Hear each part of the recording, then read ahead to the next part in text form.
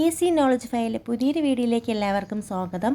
University LGS എക്സാമിന് repeat ചെയ്ത് ചോദിച്ചിട്ടുള്ള സെലക്റ്റഡ് ക്വസ്റ്റ്യൻസ് ആണ് ഇന്നത്തെ വീഡിയോയിൽ ഉൾപ്പെടുത്തിയിരിക്കുന്നത്. കേരളത്തിലെ ഏറ്റവും കൂടുതൽ തവണ മുഖ്യമന്ത്രിയായ വ്യക്തി കെ കരുണാകരൻ. കേരളത്തിൽ ഏറ്റവും കൂടുതലുള്ള മണ്ണിനം ഏത്? ലാറ്ററൈറ്റ് മണ്ണ്. പേശികളുടെ പ്രവർത്തനത്തെ നിയന്ത്രിക്കുന്ന മസ്തിഷ്ക ഭാഗം ഏത്? സെറിബെല്ലം. ദേശീയ തൊഴിലുറപ്പ് നിയമം പാർലമെൻറ്റ് പാസാക്കിയ വർഷം 2005. ഏത് വർഷമാണ് ശ്രീനാരായണ ഗുരു SNDP സ്ഥാപിച്ചത്? 1903.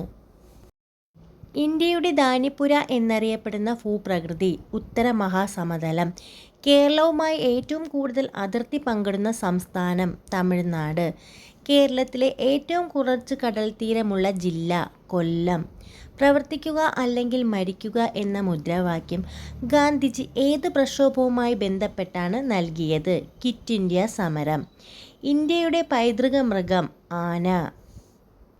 സിൽവർ വിപ്ലവം എന്ത് ഉൽപ്പാദനവുമായി ബന്ധപ്പെട്ടിരിക്കുന്നു? മുട്ട.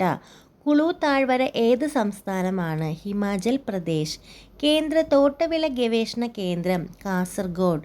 കേരളത്തിലെ നിത്യഹരിത വനങ്ങളായ സൈലന്റ് വാലി ഏത് ജില്ലയിലാണ്? പാലക്കാട്.